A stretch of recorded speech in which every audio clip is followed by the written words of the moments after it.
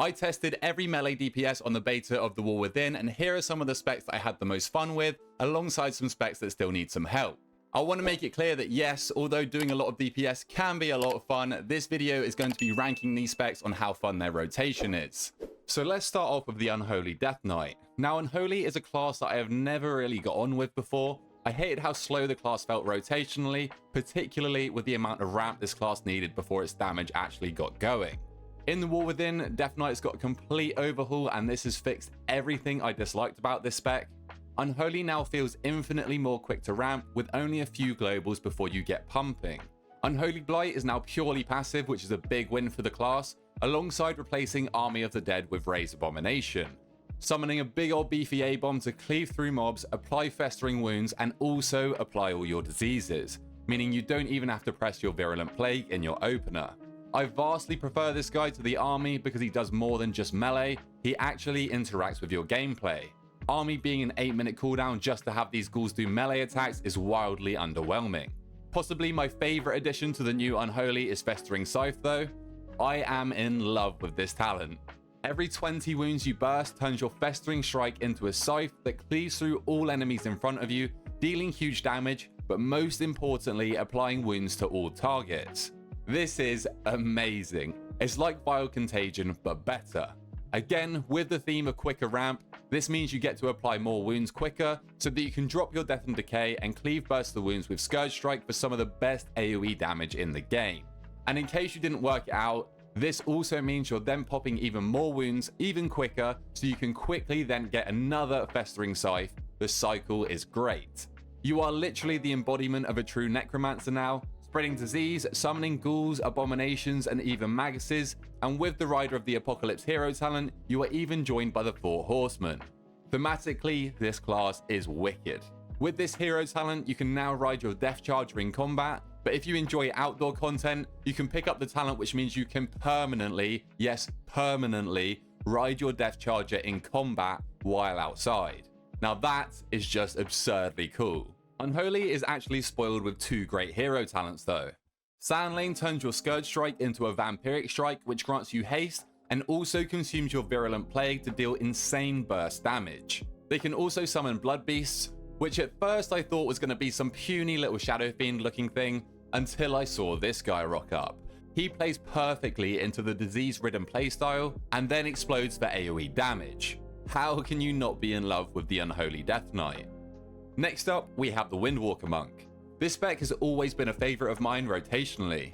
The idea of never using the same button twice in a row makes for a really smooth rotation, and now the spec just plays even more fluidly. This is mainly thanks to the button bloat being removed from the spec. In The War Within, we're saying goodbye to an active Chi Wave, Chi Burst, Expel Harm, and thank the Lord, also Bone Dust Brew. Monk in general has always suffered from way too many active buttons that probably puts a lot of players off full stop, but even once you learnt the spec, they just felt clunky. So I'm super glad that it's finally been trimmed down. To add to this fluidity, the opening rotation could not be more satisfying. Summons one in your spirits, Strike of the Windlord to duplicate your damage, straight into a channeled Fist of Fury, followed by a Rising Sun Kick, into a Whirling Dragon Punch, and finally into a Blackout Kick with the potential of up to 8 stacks of Teaching of the Monastery, making us kick 8 times in the press of 1 Blackout Kick. If this wasn't already fun enough, when hero talented into Conduit of the Celestials, we gain a good chance of refunding these Monastery stacks, so we can potentially Blackout Kick 8 times, press another ability to keep up hit combo, and then instantly Blackout Kick 8 times again. Blackout Kick also cleaves onto 2 targets, so that's a total of 48 kicks in 2 globals. Not only is this ridiculously fun, it also deletes mobs. I don't know if there is a more satisfying loop in the game. Conduit of the Celestials is a super cool hero talent that plays perfectly into the monk fantasy of being guided by the August Celestials. Summoning them all at once and gaining interactions from them, like increased speed on your Fist of Fury channel, feels amazing and carries the more boring hero talent in Shadowpan. The only feedback that I would have for Celestial Conduit is to remove the channel. Windwalker already has a channeled ability as a melee, I don't think it needs another one. The last major dub I want to highlight for the Windwalker is the removal of AoE Touch of Death and how much damage it did. I don't know a single Windwalker that enjoyed this playstyle. Trying to snipe low irrelevant mobs at the end of packs for most of your damage was just cringe, and I'm glad that it's gone forever. Another class that I've been enjoying as a whole is the Warrior. We'll start with Fury, which is a super fast-paced and bursty spec that literally feels like it never stops. Its resource generation is insane, especially when inside your Recklessness cooldown, pretty much just pressing one button in between every rampage. But that's nothing new for the Fury Warrior. It's always been incredibly fast and fun. I'm also a big fan of the hero talents for the Warrior in general. Mountain Thane is probably as visually appealing as you can get with the Warrior class, though I do feel like it would better suit arms with the Thunderclaps. But regardless, transforming into a literal Steel Titan and thunder blasting everything around you with sick visual effects while dealing big damage and generating 4 stacks of Whirlwind Cleave is super rewarding. I like that Blizzard understands how GCD locked Fury already is, and that we would not be able to have the spare globals to press an actual Whirlwind, so instead they baked all of the Whirlwind effects into Thunderclap. To top things off, your random lightning strikes even have a chance to grant you Avatar for 4 seconds, which I don't really care for the extra damage from this, it's just so cool growing into an Iron Giant. With Slayer, although I'm kind of over the whole execute part of the talents, there is one part of the rotation that goes crazy. After 3 free executes, your Bladestorm will now strike 3 additional times. I'm not entirely sure if this actually speeds up your Bladestorm or just makes you cast for longer, but wow. When you press Bladestorm now, you literally feel like a Beyblade just churning through everything around you. It is an unbelievable feeling. Executing also reduces the cooldown of your Bladestorm, which pairs super nicely with Anger Management. Reducing the cooldown of one of your most fun button presses in your rotation is a major W. Let's move on to the Arms Warrior then. Arms still feels pretty much the same, and although it's a favourite of the melees, I do just need to get something off of my chest.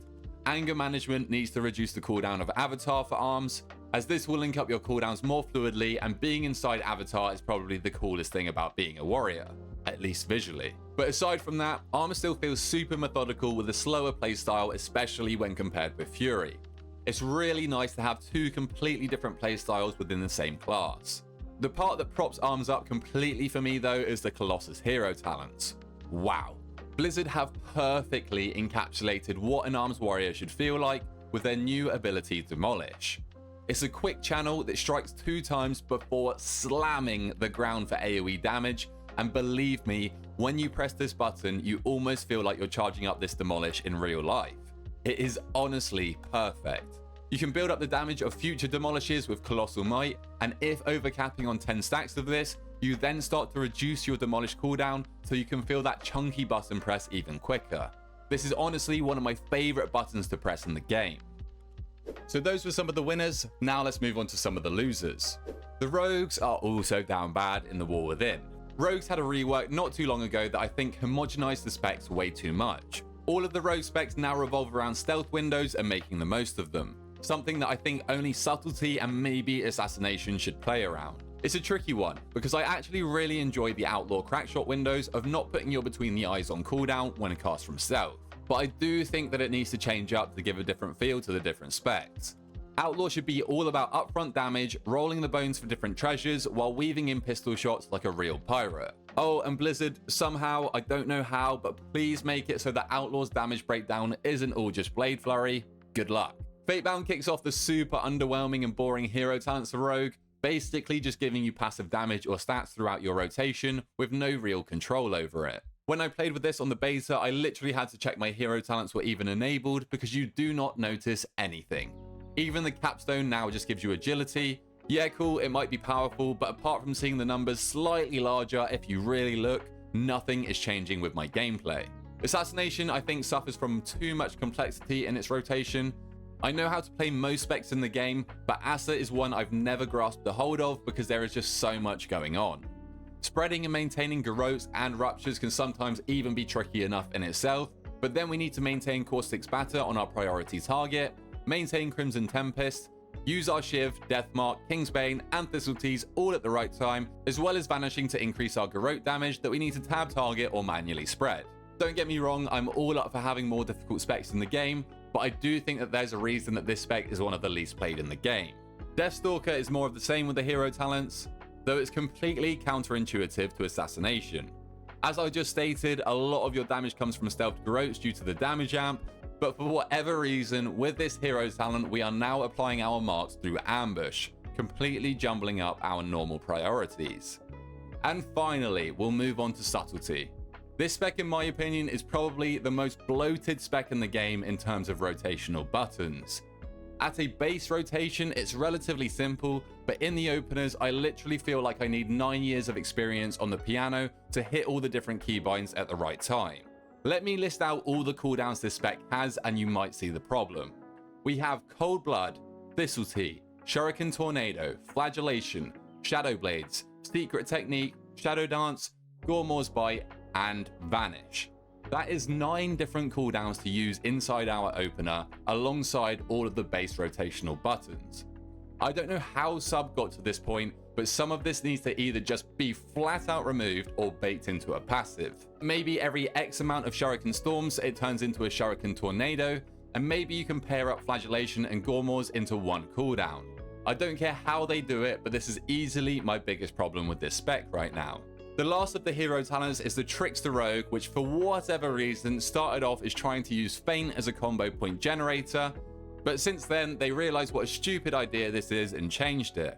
There's clearly a very creative dev behind this hero talent because they are still trying to force us to use Distract in our opener for extra damage.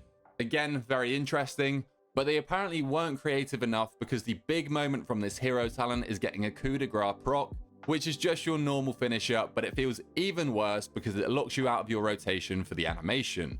Like, at least turn the finisher into a death from above if you're going to lock us out. The last of the melees that need help in my opinion is the Havoc Demon Hunter. Havoc has unfortunately lost their tier set from Dragonflight that they had for 2 seasons in a row because it was that good.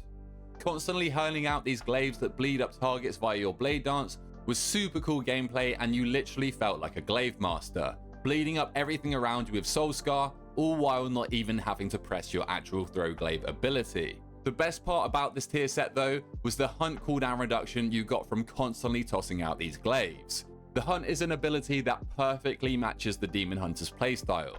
It's flashy, it makes you ridiculously mobile, and it deals big damage. Having access to this cooldown more frequently made you feel like an actual Demon Hunter that is closing the gap between themselves and their prey. But all this is gone with the War Within, so Havoc just feels kinda down bad. They could have easily baked this into the specs talents, let alone the hero talents. They literally have a hero talent completely based around glaives. It seems like they missed the golden opportunity to integrate this tier set into the Aldrachi Reaver talents, causing every X amount of glaives you throw to turn your glaive into a Reaver glaive. But no, instead we're stuck with a completely dull damage amp. Felsguard is slightly cooler and has potential, but they haven't capitalized on it yet. The Demon Surge proc is actually quite sick, especially when you proc it from Blade Dance, as the explosion goes off as soon as you land. The empowered abilities are also an excellent idea, but Blizzard needs to make one simple change to make the execution also excellent. Why the hell aren't the empowered abilities a different color? This is the most obvious and ideal way to easily make this idea come to life and feel impactful.